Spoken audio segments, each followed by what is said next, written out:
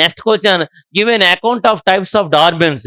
డార్మెన్స్లో రకాలు ఏంటి? Types of dormancy అండి. Dormancy is of 4 types. ఇందులో 4 రకాలు అనేవి ఉన్నాయండి. ఎక్సోజీనస్ డార్మెన్సీ, ఫిజికల్ డార్మెన్సీ, అదే విధంగా చూసుకున్నట్లయితే మెకానికల్ డార్మెన్సీ, కెమికల్ డార్మెన్సీ అనేది ఉందండి. 1 బై 1 అనేది ఇందులో చూద్దాం అనమాట. ఎక్సోజీనస్ dormancy. ఎక్సోజీనస్ dormancy is caused by conditions out side the embryo and is often break down into their 3 sub groups అనమాట. ఈ ఎక్సోజీనస్ డార్మెన్స్ అంటే ఏంటంటే, ఇది ఎంబ్రియోకి వెలుపల ఉన్నటువంటి పరిస్థితులనే, కండిషన్స్ని దృష్టిలో పెట్టుకొని ఈ డార్మెన్స్ అనేది జరుగుతుంది. ఇందులో దీన్ని మళ్ళీ ఏం చేస్తుంటే 3 సబ్ గ్రూప్స్గా డివైడ్ చేయడం అనేది జరిగిందండి. Physical dormancy. Physical dormancy occurs when seeds are impermeable to water, the exchange of gases. Legumes are typically examples for physical dormancy. ఈ ఫిజికల్ డార్మెన్స్కి ఈ లెగ్యూమ్ ప్లాంట్స్ అనేవి ఒక మంచి ఎగ్జాంపుల్గా చెప్పుకోవచ్చునండి. అంటే ఏంటంటే, ఆ సీడ్స్ అనేవి ఈ యొక్క వాటర్కి ఇంపెర్మియబుల్ చూపించి అనుకోండి, వాటర్ అనేది లోనకు ప్రవేశించకుండా చేసి అనుకోండి, అట్లాంటప్పుడు ద ఎక్స్చేంజ్ ఆఫ్ గ్యాసెస్ అనేది జరగలేదు అనుకోండి, ఆ రకంగా కూడా ఫిజికల్ డార్మెన్స్లు గెలుపు. అంటే ఒక విత్తనానికి అవసరమైనటువంటి ఆక్సిజన్ అనేది అందకపోయినా సరే, వాటర్ అనేది అందకపోయినా సరే, ఆ యొక్క సీడ్స్ అనేవి డార్మెన్సీ కండిషన్లో ఉండిపోవడం అనేది జరుగుతుంది. దానికి బెస్ట్ ఎగ్జాంపుల్ లెగ్యూమ్ ప్లాంట్స్ అని చెప్పుకోవాలండి. Next, they have low moisture content and are prevent from imbibing water by the seed coat అనమాట. అంటే ఆ సీడ్ కోట్ అనేది ఏం చేస్తుందంటే, సాధారణంగా సరైనటువంటి తేమ లేకపోయినా సరే ఆ వాటర్ ఆ సీడ్స్ అనేవి అబ్జర్వ్ చేసుకోలేదో శోషించుకోలేవు అనమాట. శోషించుకోకపోవడం వల్ల కూడా అది సీడ్ అనేది డార్మెన్సీ కండిషన్లో ఉండిపోతుంది. Chipping or cracking of the seed coat any other covering allows water intake. వాటర్ని ఎక్కువగా శోషించుకోవడం వల్ల కూడా ఆ యొక్క సీడ్ కోట్స్ అనేవి బ్రేకింగ్ అయిపోవడం అనేది జరుగుతుంది. Impermeability is often caused by an outer అవుల్ layer which is composed of macro sclereids అనమాట. అవి ఏం చేస్తాయంటే, ఆ లేయర్స్ అనేవి, అవుటర్ సెల్ వాల్ లేయర్స్ అనేవి మ్యాక్రోస్క్లెరైడ్స్తో మేడప్ అయి ఉంటాయి. ఈ మ్యాక్రోస్క్లెరైడ్స్తో మేడప్ అయినటువంటి లేయర్స్ అనేవి రిమూవ్ అయిపోవడం అనేది జరుగుతుంది. మ్యూసిలోజీనస్ సెల్స్ లేయర్స్ కూడా కంపోజ్ అయ్యి ఉంటాయని చెప్పుకోవచ్చు. The third cause of seed coat impermeability is hard and endocarp అనమాట. లోపల త్వచం అనేది చాలా హార్డ్గా ఉండడం వల్ల కూడాను ఇదేం చేస్తుందండి, అది ఇంపెర్మియబిలిటీ చూపిస్తుందని చెప్పుకోవచ్చు. Seed coats that are impermeable to water and gases from during the last stage of seed development. Seeds అనేవి అభివృద్ధికి అవసరమైనటువంటి సమయంలో సరిగ్గా నీరు అనేది అందకపోవడం వల్ల కానీ, గ్యాసెస్ అనేవి ఎక్స్చేంజ్ కాకపోవడం వల్ల కూడాను ఆ సీడ్స్ అనేవి డార్మెన్సీ కండిషన్లో ఉండిపోతాయనేసి చెప్పుకోవచ్చు. Next, mechanical dormancy. Mechanical dormancy occurs when seed coat, ఆ యొక్క సీడ్ కోట్ లేదా విత్తన కవచాలు అనేవి అదర్ కవరింగ్ లేయర్స్ అనేవి టు హార్డ్, చాలా గట్టిగా ఉండడం వల్ల ఎంబ్రియో అనేది ఎక్స్పాండ్ డ్యూరింగ్ జెర్మినేషన్ అనమాట. అందుచేతన ఎంబ్రియో అనేది జెర్మినేషన్ కాదని చెప్పుకోవచ్చు. ఆ సీడ్స్ అనేవి విత్తనాలు అనేవి మొలకెత్తమని చెప్పుకోవచ్చు. కెమికల్ డార్మెన్సీ ఉందండి. Chemical dormancy caused by growth regulators. దీన్ని ఏం చేస్తుంది, గ్రోత్ రెగ్యులేటర్స్ అనేవి ప్రభావితం చేస్తుందని చెప్పుకోవచ్చునండి. గ్రోత్ రెగ్యులేటర్స్ దేని మీద అండి, ఆ కవరింగ్ అరౌండ్ ద ఎంబ్రియో అనమాట. Present in the covering around the embryo అనమాట. ఆ ఎంబ్రియోని కవర్ చేస్తున్నటువంటి లేయర్స్ ని కూడా ఉన్న కవరింగ్ లేయర్స్ వల్ల కూడా కెమికల్ డార్మెన్సీ ఉండిపోయి ఆ విత్తనాలు అనేవి మొలకొత్తు. They may be leached out of the tissue by washing or soaking the seeds.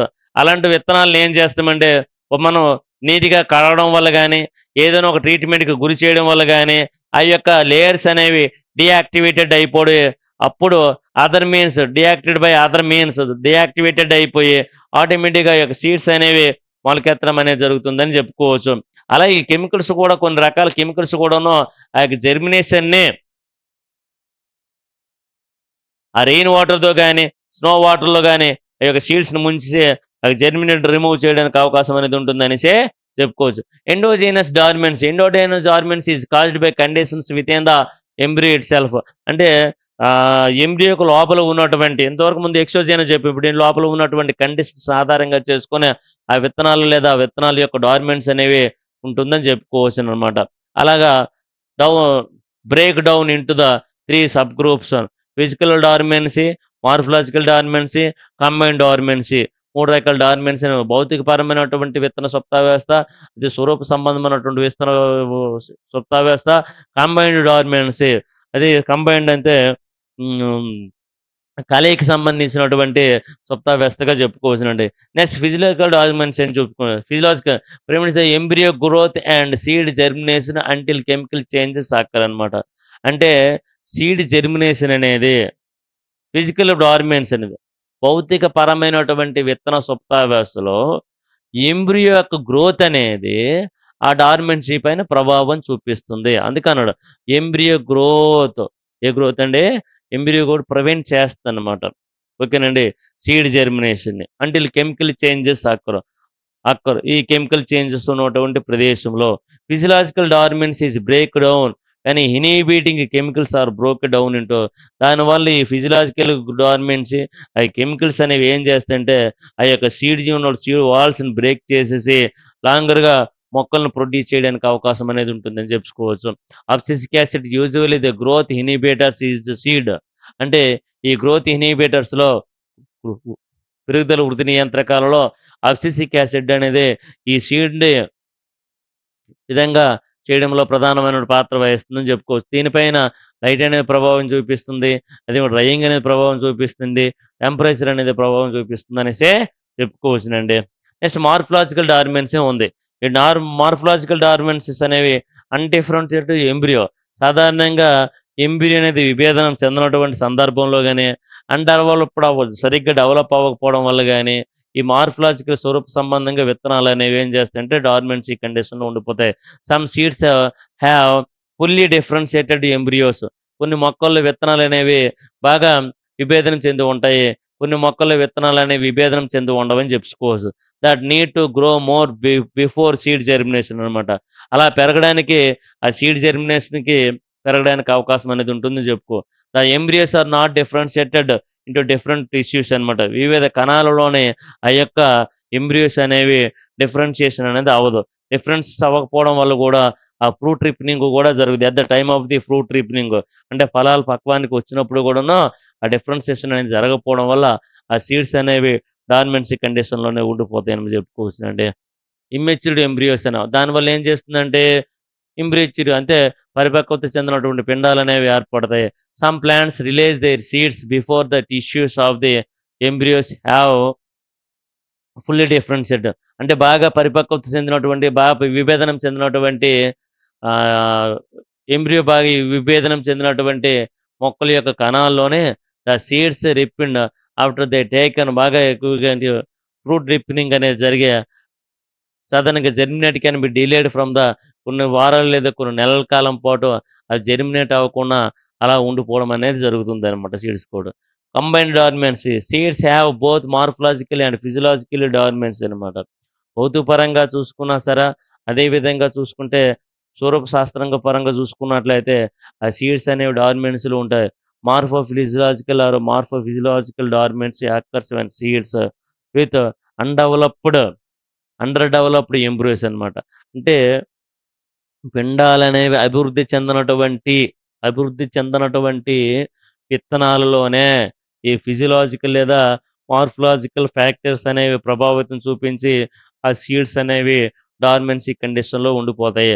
Also have physiological అనమాట. Physiological components of dormancy. దానిపైన ఈ యొక్క ఫిజియోలాజికల్ కాంపోనెంట్ భౌతికపరమైనటువంటి కారకాలనేవి ప్రభావితం చూపిస్తాయనేసే చెప్పుకోవచ్చునండి. అట్లాంటి సీడ్స్‌ని దేర్‌ఫోర్ రిక్వైర్ డార్మెన్సీ బ్రేకింగ్. ఆ విత్తనాలను తొలగించాలనుకుంటే ఆ డార్మెన్సీ లేదా సుప్త వ్యవస్థను తొలగించడానికి as well as period of time to develop fully growth embryos. బాగా డెవలప్ చెందినటువంటి, బాగా పెరుగుదల చూపించినటువంటి ఎంబ్రియోలో మాత్రమే ఆ రకమైనటువంటి ఎంబ్రియో డెవలప్ సందర్భంలో మాత్రమే ఆ డార్మెన్సీని తొలగించడానికి అవకాశం అనేది ఉంటుందనేసే చెప్పుకోవచ్చు. Combinational dormancy. Combinational dormancy occurs in some seeds. ఇది కొన్ని సీడ్స్‌లో మాత్రమే ఉంటుంది. Where dormancy is caused by both exogenous and endogenous అన్నమాట. అంతర్గతంగా గాను, బహిర్గతంగా గాను ఇవి ప్రభావం చూపిస్తాయని చెప్పుకోవచ్చు. సమ్ ఐరిస్ స్పీసెస్ కొన్ని స్పీసెస్‌లో చూసుకుంటే హార్డ్ ఇంపెర్మబుల్ సీడ్ కోట్స్. ఆ యొక్క సీడ్ కోట్స్ అనేవి దృఢంగా ఉండడం వల్ల గాని, భౌతికపరమైనటువంటి కారకాల ప్రభావితం చూపించడం వల్ల గాని, ఆ యొక్క విత్తనాలనేవి డార్మెన్సీ కండిషన్‌లో ఉండిపోవడం అనేదే జరుగుతుంది. సెకండరీ డార్మెన్సీ అనమాట. Secondary dormancy occurs in some non dormant and post dormant seeds అనమాట. అంటే విత్తనాలనేవి ముందుగా ఉన్నటువంటి విత్తన శుభావస్థ జరగనటువంటి సీడ్స్‌లో గాని, నాన్ డార్మెంట్ విత్తనాలనేవి డార్మెన్సీలో లేనటువంటి విత్తన సుప్తావస్థ తొలగిపోయినటువంటి సీడ్స్‌లో గాని, that are exposed to conditions that are not favourable for germination. అవి మొలకెత్తడానికి అనుకూలమైన వాతావరణ పరిస్థితులు లేకపోవడం వల్ల అది మొలకెత్తవు అనమాట. లైక్ హై టెంపరేచర్ గాని, ఎక్కువగా టెంపరేచర్ ఉండడం వల్ల గాని, ఆ రకమైనటువంటి సీడ్స్ అనేవి జెర్మినేట్ అవ్వవు. ఒకవేళ కొన్నిటిలో విత్తనాల యొక్క సుప్తావస్థ లేకపోయినప్పటికీ కూడాను, విత్తన సుప్తావస్థకు ముందుగా గాని విత్తనాలు ఉన్నప్పటికి కూడా, కొన్ని రకాల అన్‌ఫేవరబుల్ కండిషన్స్ అనేవి, కొన్ని రకాల కారకాలనేవి, వాతావరణ పరిసర కారకాలైన అనుకూల పరిస్థితులనేవి అనుకూలించకపోవడం వలన అవి జెర్మినేట్ అవ్వకుండా ఉండిపోతాయి. దేనివలన? ఎక్కువ టెంపరేచర్ వల్ల గాని. It is caused by conditions that occurs after the seed has been dispersed అండి. అలాంటి సందర్భంలో ఆ సీడ్స్ అనేవి విస్తరించడం అనేది జరుగుతుంది. విస్తరించడం ద్వారా కూడాను డార్మెన్సీ బ్రేకింగ్ అవ్వడం అనేది జరుగుతుందండి.